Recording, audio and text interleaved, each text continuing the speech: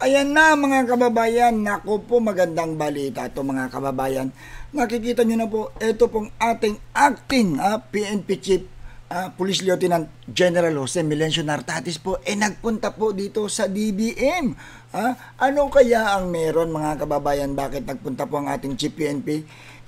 Naimbitahan lang po siya ng ating Undersecretary Acting Rolando Toledo ng DBM. Ano po ang meron? Isa po itong collaboration mga kababayan para palakasin, paigtingin at para mapalakas po ang kapasidad nitong DBM sa mga investigasyon at sa pagpapakita po ng transparency and accountability, na yan po ang laging sinasabi ng ating mahal na Pangulong PBBM, na itong gobyernong to ay papunta na po tayo sa kaayusan at ito na po gusto po talaga ng ating mahal na Pangulo na wakasan na ang korupsyon dito sa Pilipinas. Hindi man ganun kadali, pero sa pagkikipagtulungan ng bawat ahensya ng gobyerno at sa tulong po ng ating PNP, siguro naman unti-unti nating mauubos itong mga korap sa gobyerno. Kaya napakaganda po itong balita na to, na andyan na po ang ating Chief PNP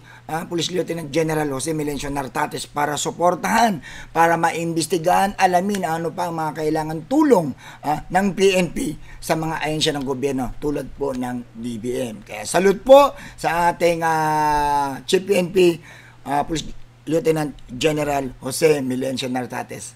God bless po.